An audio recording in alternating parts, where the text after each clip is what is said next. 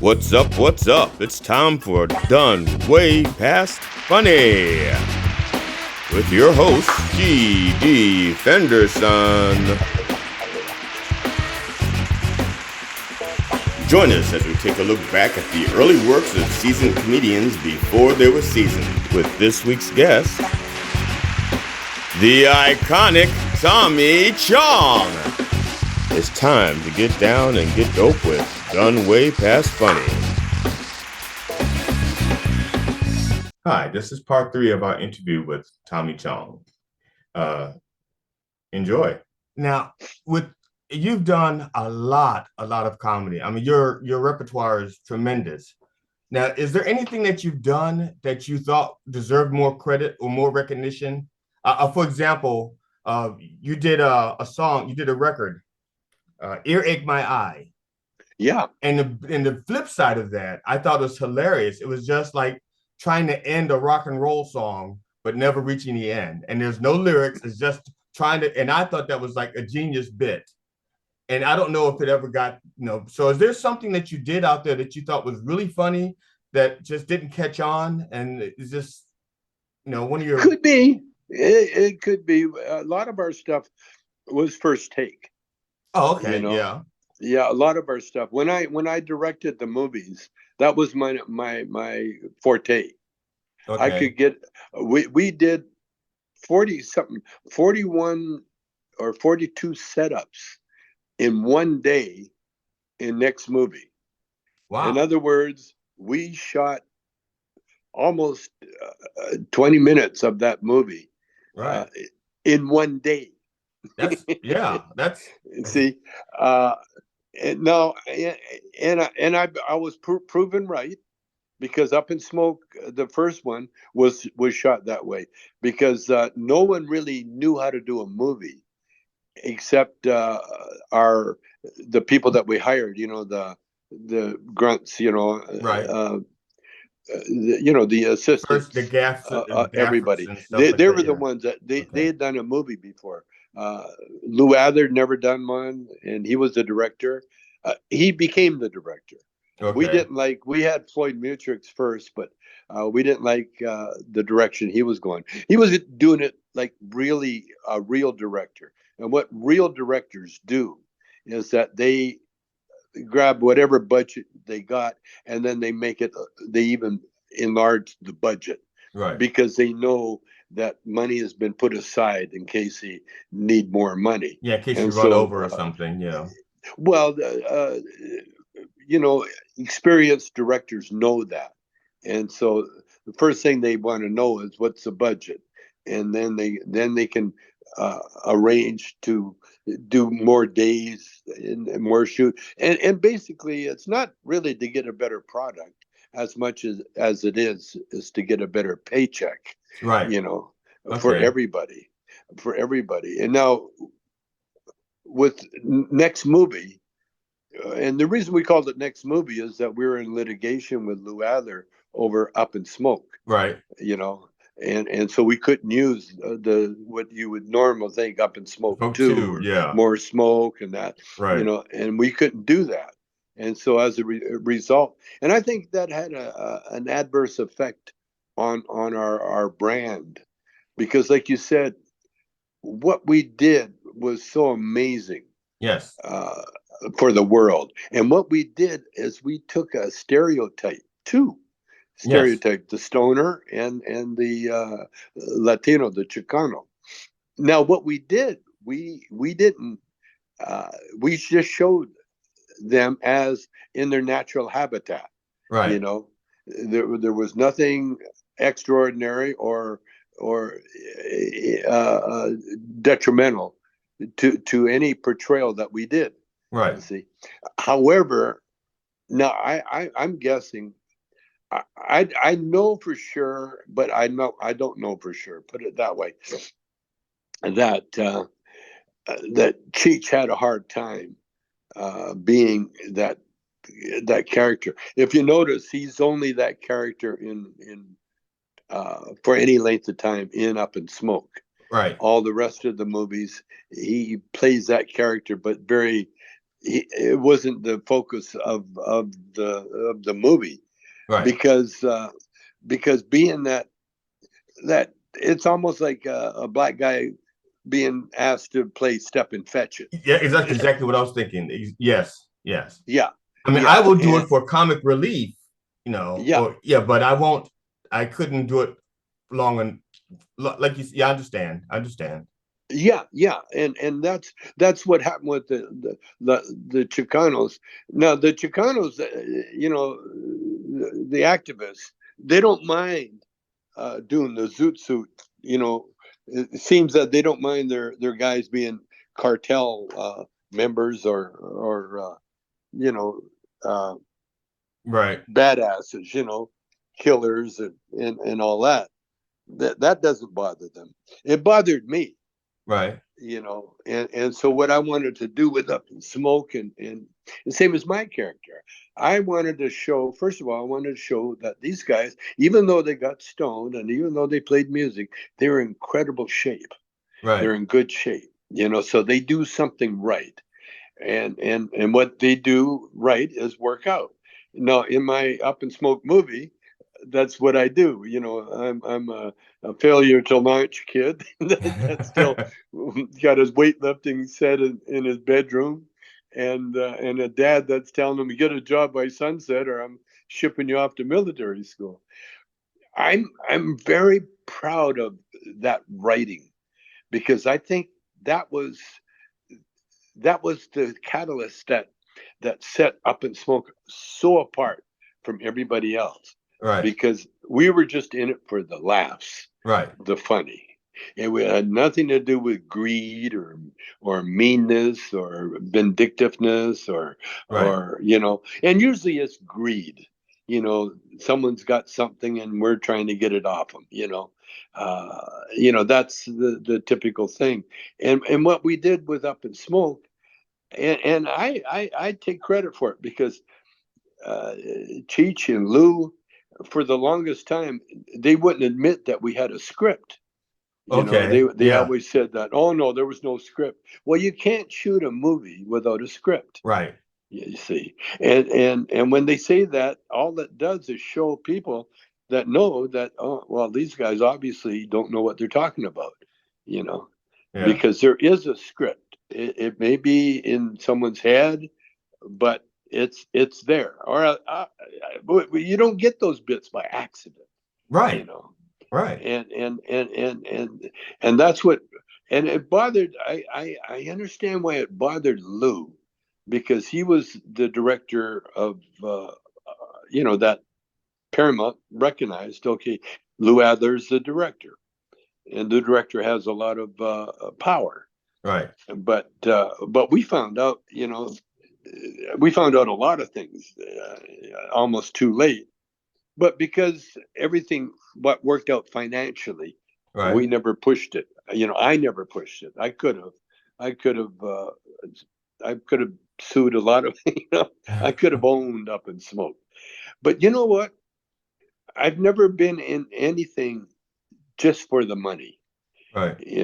For me, writing a song, you got to have a message. You know, Right. it's got to have a message, and it has to be the kind of uh, that means something, that Yes. has some meaning to it, and that's what we did. I lucked out, with Up in Smoke, because I'd never done a movie before, and by the way, everything that I've done, it's divinely inspired. Right. That's the way I work. I learned many years ago, when I was like 4 or 5 years old, the power of prayer. Right. I was in an orphanage for the first couple of years of my life, that I can, that you remember, you Right. know, like you don't remember being a baby, and I kind of remember being a toddler, a 3 year old, Right. but it wasn't until I was 4 or 5 that I was in a hospital. My mother had TB, and they found a little spot on my lung, and so they put me in the children's hospital. and I had pleurisy, and so they treated me for pleurisy. And as a result, I never got my legs never developed properly. Thank God, because then I would have been an athlete. and and we would never have had Big Bamboo. that's that's right. That's right. So so I was so spiritually, I got trained really early, and it was the kind of training where where it makes sense. You know what I'm saying? It's not like I'm trying to lose a bad habit, and like alcoholism or something, and then you got nowhere to turn. But with me, being so young and then being turned on the way I got turned on, really, well, it defined who I end up being. You Right. know, I had a lot of choices on the way. And I just shoulder down this one, because having an older brother kind of protected me from the Right. real world, Right. you know, and so I could hang with people that were just funny, you know, and it wasn't like, there was no war going on with me, it was just fun and games, Now, and when I was a kid too, I'd rather play with girls right. than guys. I was always too young and too small to hang with my brother's friends, Right. and so the girls were perfect because they would accept any warm body, and back in the day, you made up your own games. There Right. was no Yes. toy stores. Yes. There were no toy stores. There was no uh, after school programs. Right. There was no school actually. When I grew up, we had a split our school because there were too many pupils for the amount of classroom that we had, and Right. so we would go half days. I would go half day, and then the older kids would go. They would go in the morning, then we would go in the afternoon, and that's why I never got that solid education that kids get now. You know, Yeah. I got well, he's going to be a laborer anyway, so why bother? That kind of thing. But you know what the country did to me more than anything was to teach me that you help others. Right. You see, when you live in the country, when you ask someone for help, it's not unless, well, yeah, but back in the day, and the way you got paid was by a meal. Right. Yeah. I'll cook you a meal, or we'll give you It's like a something like barter that. system. Or why don't you take all those empty bottles and cash them in? You Right. know, they're yours. That was what we helped people with. Like pushing a car out of a ditch, and you just did that because you had to. Right. It, Yeah. it was there, and that's the way I grew up, and it it just I developed habits like carving, for instance. Right. I, I'm I'm I couldn't help it. I carved these little guys, Oh, and okay. this is it's going to be an army these guys. Are they going to be And, enough to be a chess set when you're done, or? well, I'm still debating. They're bong heads Oh, originally. okay. They go over top of the bottle, the kombucha bottle. Oh, You okay. know, and I've got a few. I had a few made, and then I left them at this uh, what do you call it, street painter, Right. and I haven't got them back yet. I'm a procrastinator by the way, by trade. I start a lot of shit and eventually finish it. That's just the way I am. I understand. I do. I'm a procrastinator also. I hate to procrastinate because I like to think that I'm prepared if something goes wrong. And I always like to have a backup plan and a backup plan to the backup plan. It drives my wife crazy. But if I didn't What sign drive are you? You're not Gemini by any chance, are you? no, Scorpio, November Scorpio. 19th. Okay. Yeah, Okay. I believe. Well, I'm not a pessimist. I am an optimist. I am an optimist, but I am also a realist. I'm an optimist. I believe that something good can come from it if I Yeah. just stick it out. Yeah. Okay, but if it doesn't, I have a backup plan just in Yeah. case. Yeah. Yeah, but it's like I hope for the best, prepare for the worst. Yeah. Yeah. And yeah. And that's what you got to do. I always look at it, I've learned to look at my whole life as a series of being fired from different jobs. Yeah. Yeah, let go. Just say, okay, you're done. You're out of here. Thank you. I remember one time I used to get a job for all the band members, Right. because growing up, there was no such thing as out of work. There was Right. always a job to do somewhere. And growing up, what I would do, I would take a friend paper route. I would help him, and then end up with the paper route. Right. And one time it was delivering meat, and next thing you know, I'm the meat delivery guy. And I loved all those jobs. I loved all those jobs because I loved the way I got treated at home. Right. You know, because if you're working, then you know make way for the king. It's okay. He's got a job. Come on, come on. Yeah, we I saved your dinner for you here. You know what I mean? Yeah. Get treated really nice at home, and I've always liked that. And so I've always been able to. And so one time I what you do when you're in Calgary, you want a job, you put your name in different areas, and then eventually they call you. Right. And one time I did that for the telephone company, and because I really wanted to, I had a fascination kind of with electronic, Right. the electrical world, and in fact I got an electric car now, and I love it. And so I put my name at the telephone company, and sure enough, they called me up. And they needed more people. They needed some ditch diggers for the winter because Okay. they couldn't go through these water areas when they're until they're frozen over. Right. And then once you're frozen over, now they send in guys like me to dig through those those horrible conditions and lay the cable.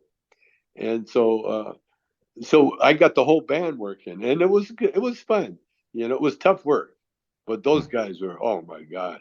And the foreman was, oh, he thought he was down south with his work crew, uh, and so we worked on the telephone company, and we kind of we were digging holes, but we were having our own fun in that.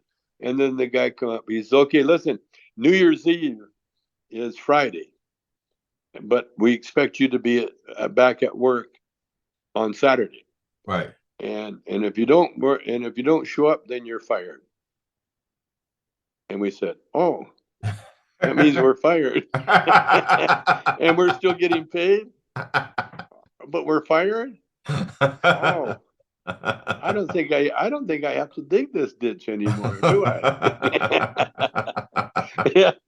So so that was our life, man. You know what we did that was so much fun. We were dancers.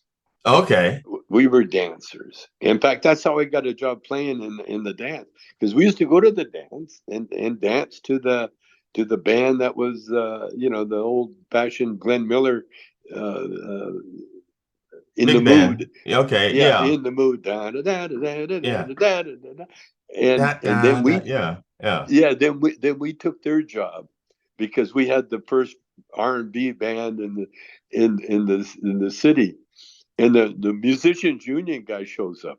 He's okay. You boys, you got the job. Now you got to join the union.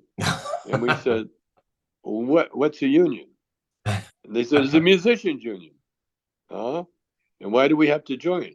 Well, because you got a job. I don't understand. We got a job. So why would we have to join? So you can play in the thing. Well, we can play. There's no reason why we can't play.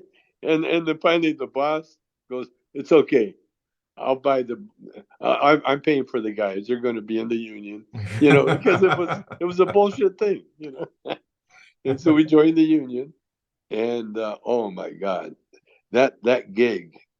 Well, because we're dancers, and so when you're a dancer, you know the right tempo to play the tunes. Right. You don't want to get them too fast, but then again, you got to get that jump.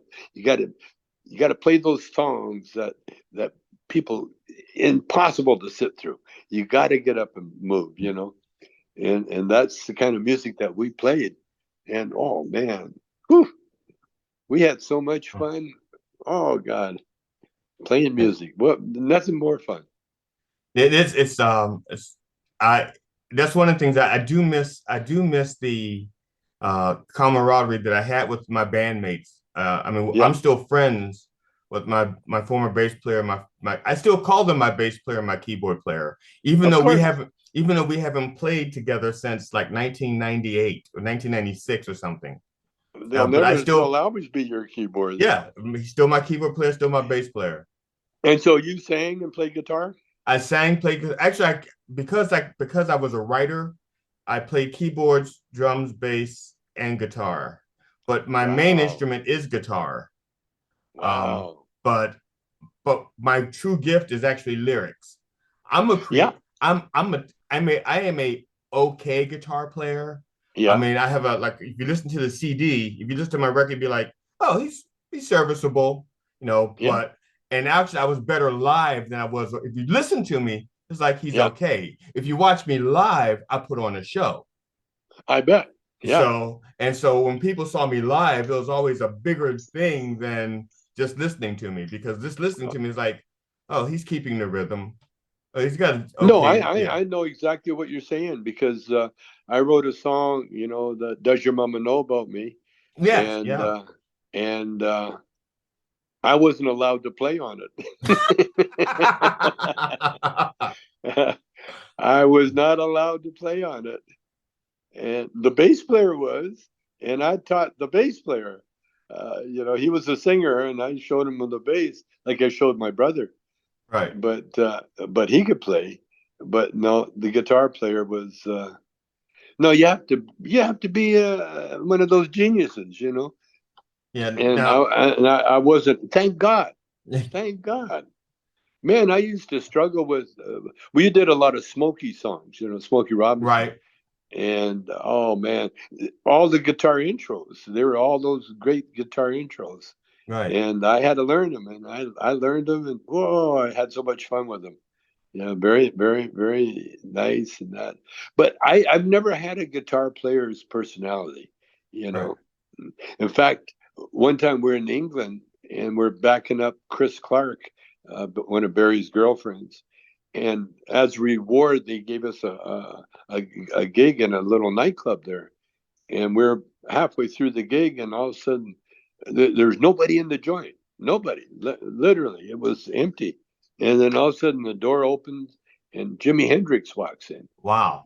and he's got an entourage behind him. He got about 300 people following him. And he walked up to the stage and he said, "Hey," he called me too. "Tommy, do you mind if I sit in?" And I was so tempted to say, maybe the last set, Jimmy. We got our own songs we got to work out. I was so tempted to do that, but of course I said, "No, of course here." And I took off my guitar. And Jimmy goes, "No, no, I'll play bass," because he was a left-handed guitar player, Right, right. and so he played bass all night. All night we Wow. had Jimi Hendrix on the bass, and we're played. Man, they had to pull the plug on us because we'd still be playing. Do you have pictures of that night? Because that would be, I mean, No, I because wish. there's so much No, we video of him playing guitar, but having him on bass, that would can you be, imagine? yeah. And he was background. It wasn't out in front. He sat in the back. He wanted to. Yeah, he wanted that gig. He wanted that feeling. Playing in a band. There's Wow. nothing like it. Nothing No, like it's it. yeah, it's not. It's, I mean, even like now, I mean, I do when I do comedy because I can still play guitar a little. I have arthritis, but I can still Yeah, play. I can still play cover songs. So I do sure. song parodies. Yeah. So I get other people's music and I put my words over top of it. So that's part of what I do now. Oh yeah. Well, that's what we got to do, isn't Yeah, it? yeah, it evolved. It it, was just it, I didn't start off with one song and people go like, "We like that. Do it again." It's like I only have the one song. I can play it again. All right. So now okay, now I got two songs. I'll do. So now I'm up to 20 songs. So yeah. Well, I tried a lot of ways, different ways, uh, but in the end, you know, the comedy, the comedy has to kick in. Yeah, because that's what happened with me. We always had the band. Like we had more fun just with each other. Because we never. Yeah, we were never that musically. Uh, what do you call it? Gifted. You right. know. But on the other hand, when uh, when we had to, deliver, which we did, what happened? Diana Ross really discovered us. She was playing in Vancouver, and the word got out, that we were uh, at the after hours club, that they were going to go to, and so when she heard our band, she just freaked out, because Bobby Taylor at the time, he had a voice that was like, whoa. He scared everybody. He could Even sound like Smokey? Stevie. He could sound like Marvin Gaye. He could sound like Smokey. He could do Right. all those guys, and he could do the hell out of Ray Charles. And one of his big closers was "Drowned in My Own Tears," Right. and he would do Ray Charles. In fact, I for Barry Gordy, and Barry Gordy was ringside at the time, and I leaned over. I said, "What do you think, Barry?" And Barry goes, "Good cover, Tom. Good cover tune." You know, Barry likes all the originals. Right. He's not impressed with anybody doing a cover tune. He wants the original. And when he heard "Does Your Mama Know About Me," man, Diana Ross says, "Oh, I'm going to record that one." You know, and the sad thing about Motown, in a way, it was sad, but it was good for me, is that they just picked the best, the singer. Okay, boom, they'll Right. take him you know and ruin his career because it's a group. It's not just one guy. Right. It's a group, Right. and it's a group that everybody has their say in it. It may not be the best bass player, but for some reason, he's a stabilizing force. Right. It's the That's what I chemistry. found. Yeah, it's a chemistry, and what you want in life. There are a lot of times, man, you really don't know what you want, but until you hear it, Right. you know.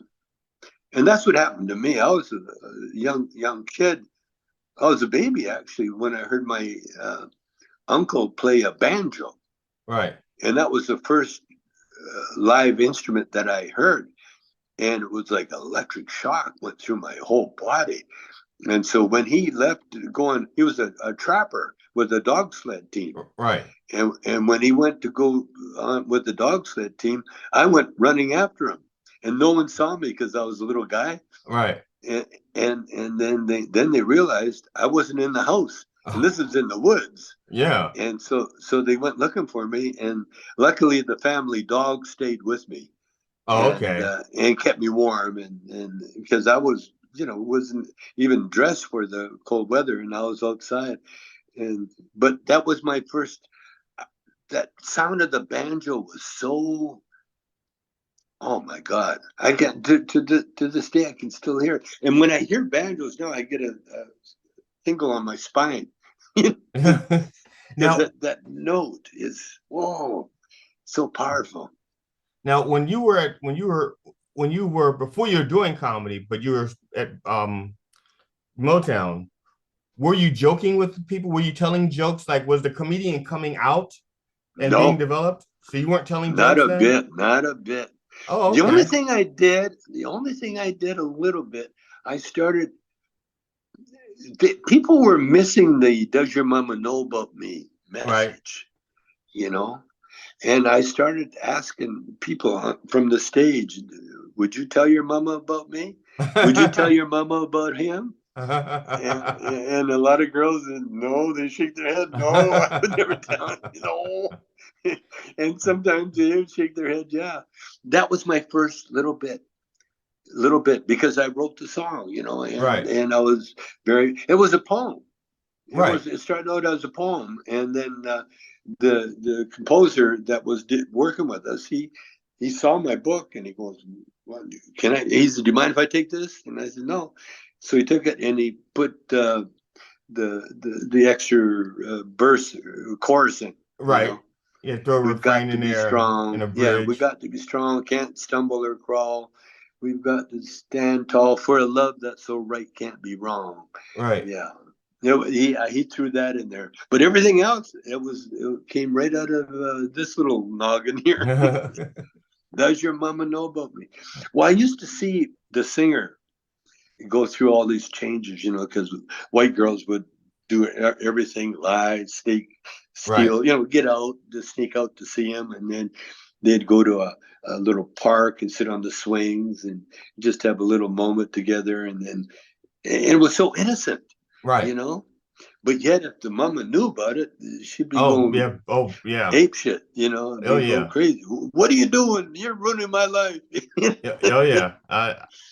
I've been there. I've been Yeah, there. you know what I'm Yeah. saying. Yeah. Yeah.